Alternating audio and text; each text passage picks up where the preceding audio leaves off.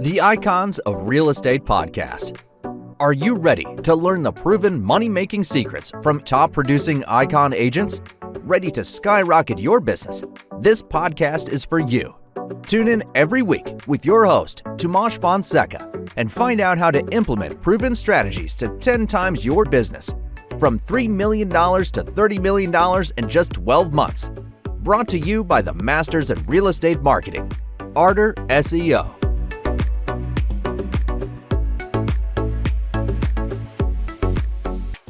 Hello and welcome back to the Icons of Real Estate podcast. I am your host, Timothy Kataino, and today, ladies and gentlemen, we have a good show for you.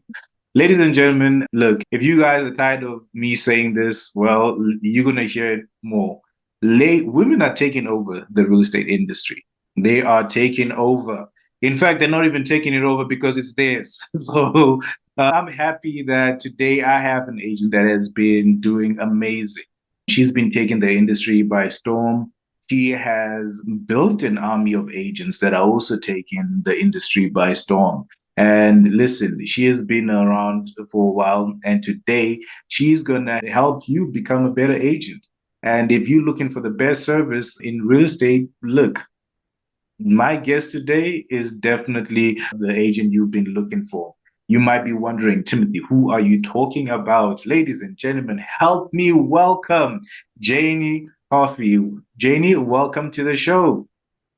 Thank you. Thank you, Timothy. Super excited to be here with you. Oh, yes. Thank you. I should get a soundbar that has like clapping The sounds. So audience. people, an audience because, Well, I'm so happy that you're here. But, for a lot of people that don't know you, can you just share your story and how you first got into real estate and how your journey has been thus far? Sure. I've been in real estate now, it's hard to believe, almost 20 years. The close to 35 years before, 20 years before that, overlapping a little bit, I was in commercial general contracting. So I'm a general contractor by trade. And so we built high-end law firms, restaurants, offices, things like that. And I started in real estate in 2005 with the idea to do some flips because I figured I can use my construction background for flips. And I did that for a little while and was starting to get burnt out from the general contracting industry, which is a very, very tough industry. And people started to ask me to help with their real estate needs. So I kind of backed into becoming an agent for other people. But I'm a high achiever. So at 1 year and 1 day, I got my broker's license and opened a brokerage in Florida, bricks and mortar brokerage. Kept that open and operating through the whole recession, which is pretty amazing if you think about it. And then I joined the Sotheby's brand, and I was with that brand for about 8 years. I became the executive vice president of a very large franchise, joined back as an agent, and I was with that brand for about 3 years. And then I joined EXP, where I now am, and I've been here for 3 years, and I'm the co-chair of the luxury division at EXP. And I do have, like you said, a 25-person unteamed team here in Florida called Gorgeous Florida Homes Network. Wow, that is amazing. That is amazing. Man, where do we start? Been in the industry, like you said, for over 20 years. What has kept you going? What has kept you motivated to not just be an agent, but be the best that you have been throughout the 20 years? Yeah. Well, real estate is not static. It's about the most unstatic thing out there. It's always changing. It's always evolving. How we do real estate, the tools we have real estate to do real estate, our own careers as we change, evolve, get into niches, grow teams, get away from teams. So there's something new and there's something different. So if something becomes bored or no longer challenging for you, there's always something else to do. There's new people, new properties, new ventures, new avenues. So you can really, with the real estate license, you have a lot of opportunity to do a lot of different things. Wow. Now, you ranked in the top 250 agents in Florida. I just want to know what strategies were key to achieving this recognition? Yeah, so I always have big goals of high production because being a real estate agent, it's not an easy job. Like, you do work hard. And I realized very early on in my career, you can work hard on a $300,000 property and you can work hard on a $2 million property or whatever the limit is in your area. And I figured let's push it towards those higher price points because I'm dealing with fewer transactions, fewer people, fewer variables, and the win is much larger. But the caveat to that is if you're the first time, and predominantly listings, because you control your time with listings.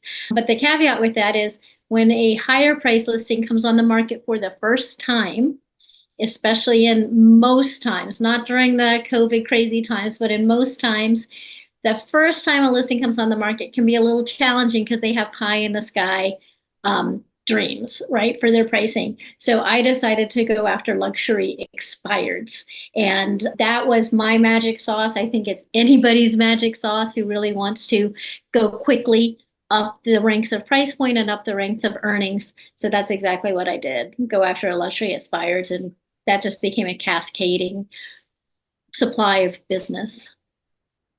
That is amazing.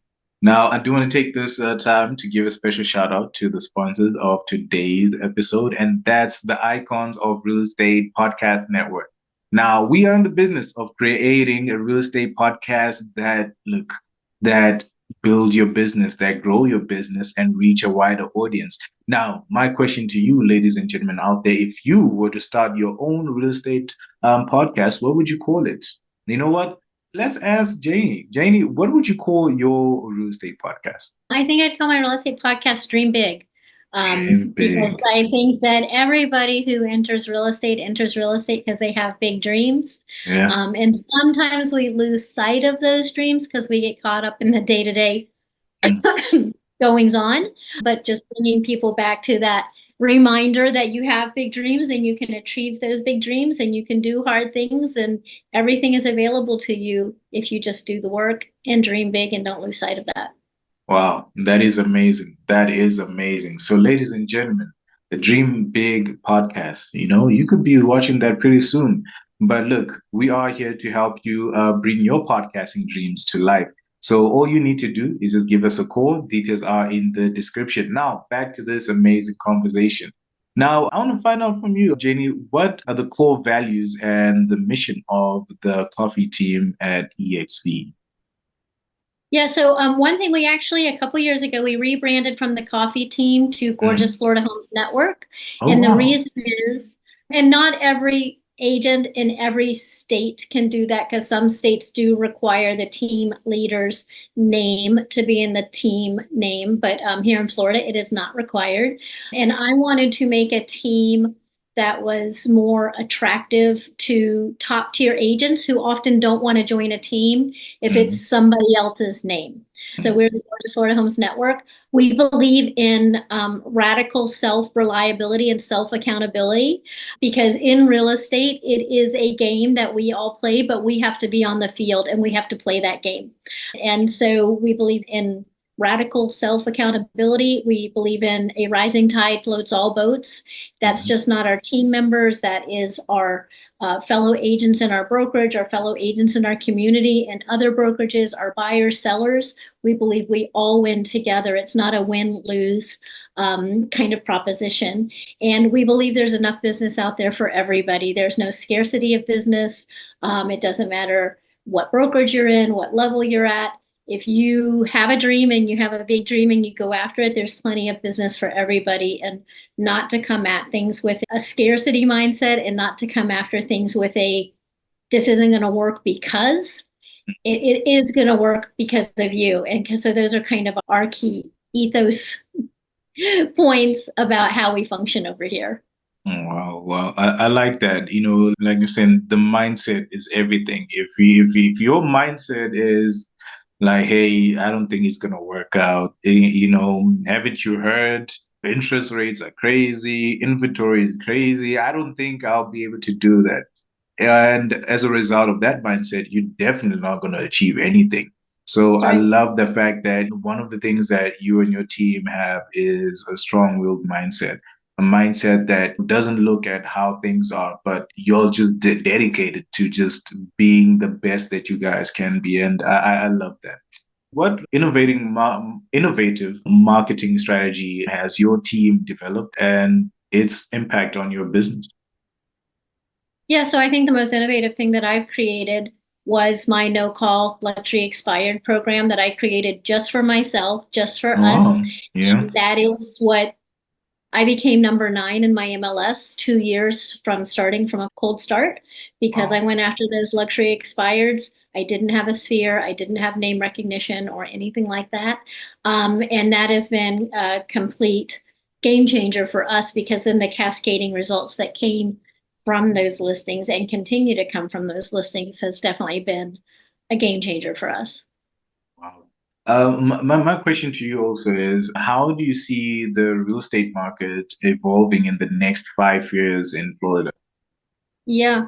So, Florida did really, really well during COVID because a lot of people moved to COVID or rented in COVID or bought. But now that's behind us and all these other things going on, we've been kind of in a stalemate for the better part of the last year. And projections look like that kind of stalemate is going to hold steady for at least 2 more years. People are just slow to move, especially if they bought more recently because they have great interest rates. They're not sure. I mean, of course, in the short term, people don't know what's going on with the election, and that always slows things down. But it looks like we're going to be kind of in a slower, very stable but slow market for at least the next 2 years. At some point, I believe that's going to open up. It's going to have to because people who are right now living in homes that don't quite fit what they want anymore, they're either too small, too big, too far, too this, too that. They're still living in them because of the interest rate. So at some point, the dam is going to break and people are just going to bite the bullet and realize we're not going to go back to 2 and 3% interest rates anytime soon, and they just need to move on. But Yeah. until that happens, it's going to be we just have to work very hard and have a good mindset. There's still real estate being done. It's just not being thrown around like candy like it was in 21, 22. Yeah. Yeah. And I know that's something that a lot of people be asking, like, oh, is this a good time to buy a house? Should we wait? And I want to know, as a person that also specializes in the luxury market, what is your advice to people that are looking to invest in property or buy a luxury property at this current time? Yeah, well, of course it's a good time because we have a lot fewer buyers for every property that's on the market. Mm. So the key is, of course, finding the sellers who truly do intend to sell. There's a lot of sellers who are on the market, but they're not going to sell if they don't get their price. So it's not a free for all. During the big recession, there was a lot of properties that people had to sell. They were Mm. behind in their mortgage, they were upside down, and there was going to be a settling point for each property it was going to sell. We don't have that right now. We Mm. have people who want to sell, but there's not a lot of people who have to sell. So it is absolutely a great time to buy, but you're not going to have this giant choice of inventory like we had in the recession because there's just a lot of people that said, we'll just wait until things stabilize and we can get closer to the price we want. So it's absolutely a great place to buy. And for the people who are saying, oh, I'm going to wait until the interest rates come down, I don't expect the interest rates to come down very much, maybe a little bit, but you've got to map out, okay, if I buy now at a reduced price versus waiting till the interest rates come down, which is going to push prices up, what's the differential and where do I really win? And a lot of people might find out and be surprised they actually win by buying at a reduced price, even if the interest rate's a little higher than waiting until interest rates come down. Guess what? All these buyers that are like packed up at the gates ready to bust through are going to come through and push prices way up. That's a much bigger downside. So people just need to remember there's two components. It's not just price, it's not just interest rate. Mm. So, ladies and Now, gentlemen, out luxury there. buyers a lot of Mm. times are buying cash. I do have to say that. So Oh, they're yeah. looking at different things. They're looking at their stock portfolio and things like that. So Ooh, it's money that side, I guess. We're dealing with people that have money. yep, absolutely. Well, ladies and gentlemen, you heard it. This is the best time to actually go out there and strike because, like she said, you're not competing with a lot of people right now. Who knows? Maybe after this episode, you might be, but you're not competing with a lot of people right now. So that's the best time for you to do that. Now, Janie, I just want to find out from you, to all the realtors out there, realtors looking into breaking into the luxury market, what advice do you have for them? Yeah, so I would say there's three or four main things that if you're looking to grow your average price point from, let's call it bread and butter, to a Mm, higher price point, there's a couple things that agents need to know. I think you really need to understand the climate for agents and for properties where you work. And what I mean by that is look at the branding that the agents in your area at those higher prices are putting out, their personal branding, the marketing for their listings, things like that. Really learn luxury real estate. Take a course or a certification on luxury real estate. If your brokerage has that, take that. If your brokerage has a luxury division, see if you can join that. Because what becomes really important to a luxury buyer or seller is confidence and knowledge from the agent they're working with. Because these are very savvy, very wealthy buyers and sellers, and they are expecting their real estate professional to be of the same level just on real estate. So I don't mean you yourself have to be an ultra wealthy person or drive this fancy car or have these fancy bags and shoes. That's not what I'm talking about. I'm talking about serious real estate knowledge and confidence in yourself so that they can pick that up. And then I would really just understand what's luxury doing in your specific market. Where's the luxury area? What's hot? What's not? I'm in Northeast Florida. We have a lot of very large homes on our river that people say 20, 30 years ago built when having a 10,000, 12,000 home was a big deal. A lot of younger people now who have money aren't so much wanting those big houses. They're wanting smaller houses they can lock up and go because they're much more, they travel a lot more, they're much more on the go. So understanding what's hot and important in your area is also very, very important. So marketing, branding, understanding the market in your area, and then developing your confidence by really understanding luxury real estate and all the nuances of that. right. Well, ladies and gentlemen, you heard it. And look, you heard in the advice that she gave you, she did not say go and buy an expensive car, go and buy Um, luxury products so you can stand out. That's not what they're looking for. They want a person that's well informed. So that's what you need to do. Janie, thank you so much. You have been an amazing guest. Man, I just wish we had more time. But I really appreciate everything that you shared because, well, you gave us insights on the current real estate market. And you also provided really good advice for agents out there. And I believe everyone is going to walk away with something that's definitely going to change their lives. Thank you so much for being such an amazing guest. Thank you.